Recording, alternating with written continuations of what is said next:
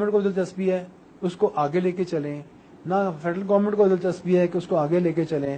جیسے جس دن میں نے خط لکھا پلاننگ کمیشن کو، یہ آصف اقبال صاحب کو کہ جی ہم نے بجلی بنانی شروع کر دی ہے، اسی دن انہوں نے اس پلانٹ کے پیسے بند کر دیے. یہ خوشخبری سنتے ہی نا انہوں نے پہلا کام یہ کیا کہ اس کے پیسے بند کرو، جیسے ہم کوئی جرم کر چکے کر ہم نے وہ کر دیا.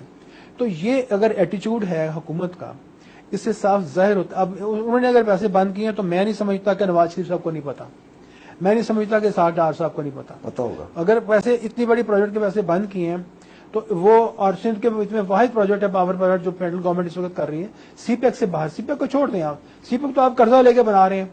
تو یہ چیز جو ہے، یہ اگر آپ اتنی اچھی چیز ایک بنا رہے تھے جس میں سستی بجلی بننی تھی اور کوئی پولوشن نہیں تھی ہونی، تھر کے پورے ڈیزرٹ کو ہم نے برباد نہیں تھا کرنا دھوئیں کے ساتھ اور کھدائیاں کر کے گڑے مار توڑ کر کے، تو 7 روپے یونٹ ان کو بجلی ہم دینے کے لیے تیار تھے.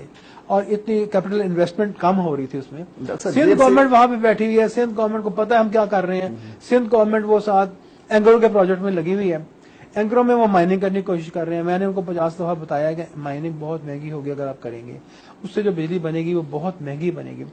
اس لیے آپ یہ جو انڈر گراؤنڈ گیسیفیکیشن ہے، چلیں آپ وہ کوشش کرتے رہیں، آپ کو خود ہی اپنا سبق سیکھ لیں گے. آپ کر دیں، کوشش ضرور کریں، آپ کو پتہ لگ جائے گا مائننگ کی کیا کاسٹ آتی ہے. لیکن یہ ایک آپ کو ہم نے ایک موقع فراہم کر دیا، ایک پلانٹ چلتی ہے، واحد پلانٹ چل رہی ہے تھر میں، آپ کو بنا کر دی ہے جو سستی بجلی بنا رہی ہے، پولوشن فری بنا رہی ہے. پولوشن بہت بڑا مسئلہ ہے چائنا میں جہاں کول فائرڈ پلانٹ چل رہی ہیں اور آپ اسی روٹ کو فالو کر رہے ہیں. اگر آپ کے ملک میں نیچے زمین کے زیر زمین اتنے زیادہ ذخائر ہیں شیل گیس کے اور شیل آئل کے کہ امریکن سروے کہتی ہے کہ دنیا کا سب سے بڑا ذخیرہ تیل کا اور گیس کا آپ کے ملک کے نیچے شیل کی شکل میں، شیل سٹون میں موجود ہے.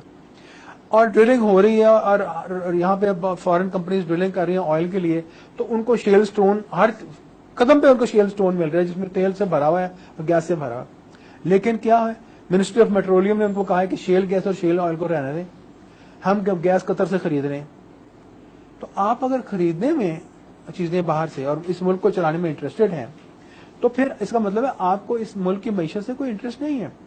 کیونکہ ان دا لانگ رن آج آپ کو کوئی فائدہ نظر آ رہا ہوگا کیونکہ لوگوں کو ریلیف ہو جائے گا، سردیوں میں گیس کی لوڈ شیڈنگ کم ہو جائے گی. لیکن لانگ رن میں 30 سال میں کیا ہوگا؟